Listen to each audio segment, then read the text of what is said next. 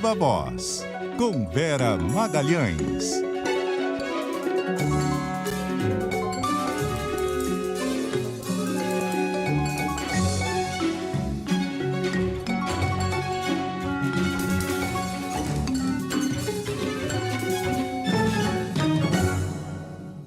E aí, Vera, já nas nossas telas. Boa tarde, Sardenberg. Boa tarde, Cássia, ouvintes e todo mundo que nos assiste. Boa tarde, Vera. Vera, a prova definitiva de que o Biden foi muito mal no debate de ontem, Joe Biden, presidente, foi que o que mais se fala hoje nos Estados Unidos, sobretudo nos meios democratas, é quem poderia substituí-lo na corrida eleitoral. Pois é. Ganhou as ruas e também as páginas dos jornais esse debate, né, Sardenberg, que já corria um pouco nos bastidores, mas ninguém até aqui tinha tido coragem de tornar público. Porque o presidente, por tradição, tem a prerrogativa de se candidatar à reeleição. É muito raro alguém chegar a um presidente incumbente e dizer que ele não tem condições de disputar. E até aqui ninguém tinha tido coragem de tocar nesse assunto que muitos já especulavam por conta de algumas fragilidades, principalmente do ponto de vista cognitivo, que o presidente norte-americano vem apresentando em eventos públicos e apresentou no primeiro debate com Donald Trump ontem. Então foi um debate que foi um show de horrores, porque de um lado tinha alguém muito fragilizado nesse aspecto e de outro alguém disposto a mentir e a falsear a história como se não houvesse amanhã. Então é a pior escolha possível posta diante do eleitor americano. E tem um artigo muito importante hoje no New York Times. Exatamente, é do Thomas Friedman, né? Exato, e que está transposto também para o português no portal do Globo e no do Estadão. Então quem quiser ler tem essas duas versões em português, porque é um artigo que eu reputo histórico, que é de um dos principais analistas de política americanos, pondo pela primeira vez por escrito que a equipe de assessores do presidente e também a sua família deveriam ter a conversa mais dura possível com ele, mas para que ele pusesse ali a sucessão americana em disputa, se retirasse, dissesse que não vai disputar, e convocasse convenção do Partido Democrata. Ele diz que o Partido Republicano, se tivesse no seu interior dirigentes ali que pensam no país, deveria fazer o mesmo e banir Donald Trump da disputa, mas que ele sabe que não vai fazer porque o Trump domina toda a engrenagem e toda ali a cúpula do Partido Republicano. Então ele diz que o mundo está diante de duas rupturas muito graves, as mais graves da história da humanidade, uma de ordem tecnológica por conta da revolução da inteligência artificial e outra de ordem climática por conta da emergência aí que a gente tem. E que nenhum dos dois se mostrou no debate minimamente aparelhado para discutir essas questões. Ele fala que Biden é um bom homem, tem sido um bom presidente, mas que não tem condições de disputar e de exercer mais um mandato. E que, por sua vez, a volta do Donald Trump à Casa Branca, sendo que ele não fez nenhum tipo de meia-culpa, nenhuma admissão pelo golpismo, por ter tentado fraudar o resultado da eleição, por ter insuflado uma conspiração insidiosa contra o resultado da eleição que resultou em mortes no Capitólio, também mostram que ele não tem a menor possibilidade de permanecer. Então, um artigo muito corajoso, que deve colocar muita lenha na fogueira da sucessão norte-americana, e que mostra, né, Sardenberg, uma característica da política que é muito marcante, que é esse personalismo, esse individualismo em detrimento das questões públicas. E aí a gente pode trazer para alguns exemplos recentes da história do Brasil.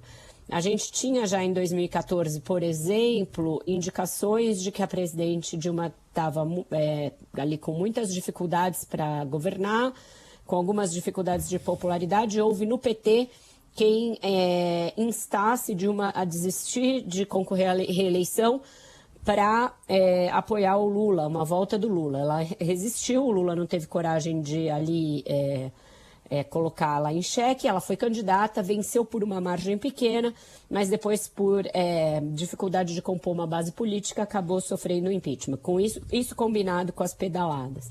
E, recentemente, o prefeito de São Paulo, Bruno Covas, enfrentava um câncer.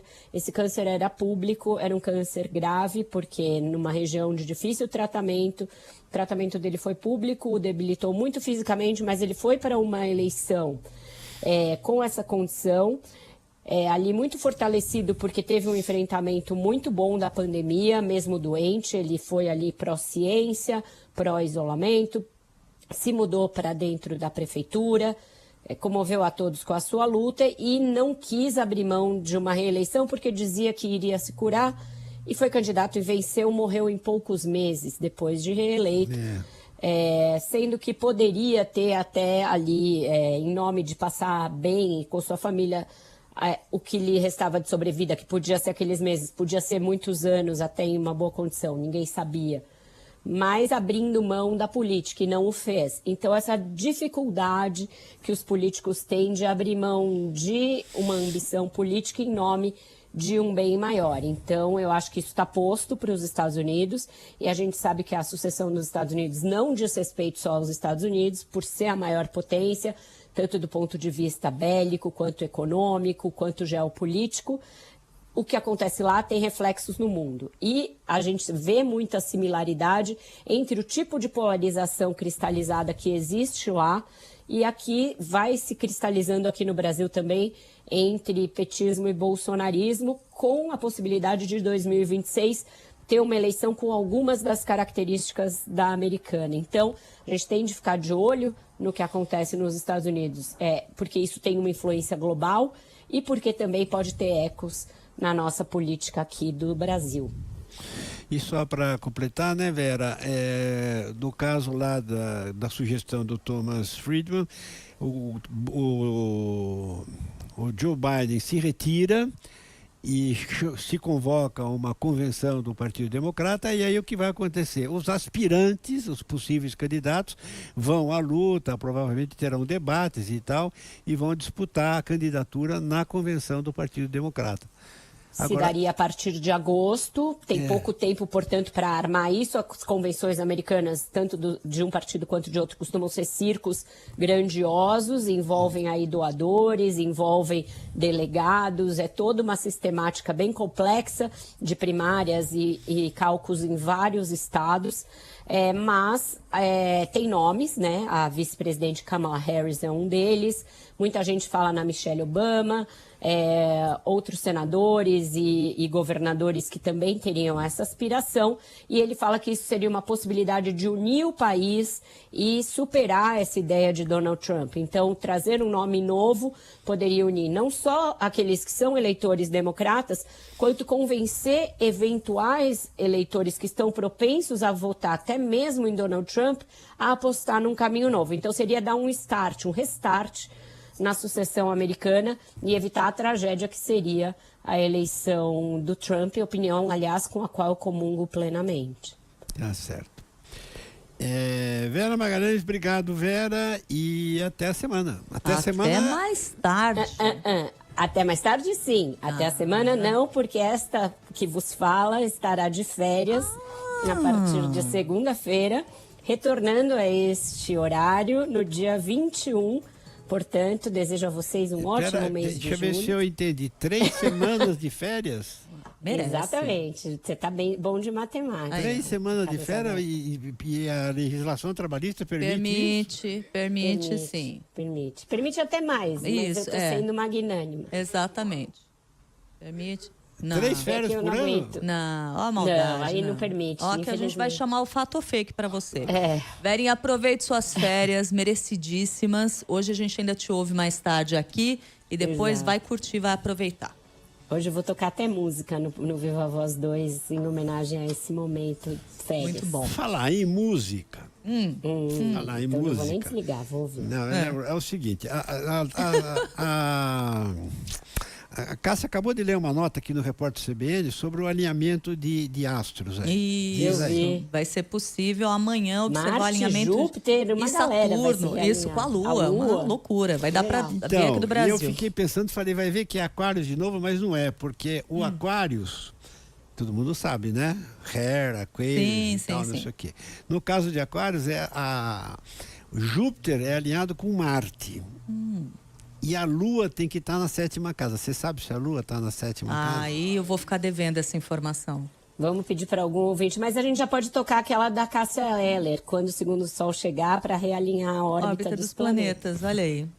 Você bom, acha, Sabrina? eu acho muito bom. É bom que ninguém avisa o Ju antes, e aí a gente tá falando e ele tá ali desesperado. Ó, tec, tec, tec, tec, tec, Procurando. tec, tec, tec, procurando. Mas ele é muito ligeiro, provavelmente ele vai achar o segundo sol antes que qualquer um de nós termine aqui as nossas falas, porque ele é bem Era rápido. mais tarde, mas aí eu penso em alguma coisa Boa, na também segunda pensa edição. nisso aí, Vera Magalhães. Vou tocar essa. This is the dawning of the age Esse of também, Aquarius, que foi a que o é mais do Sardenberg tempo do falou. Carlos Alberto. Achou a música? Olha lá. É que ele tá abrindo ali naquele site que a gente usa para abrir música, aí você pula o anúncio, mas ó, chegou. Quando o segundo sol chegar para realinhar as órbitas dos planetas. Muito bom. Aí, amanhã cedo, hein, gente? Tem que acordar cedo. Eu vou acordar tarde, vou perder, depois vocês me contam. Tchau, gente. Tchau, gente. Vera. Obrigado, Vera. Divirta-se até. Obrigada, tchau. Intervalo? E já voltamos.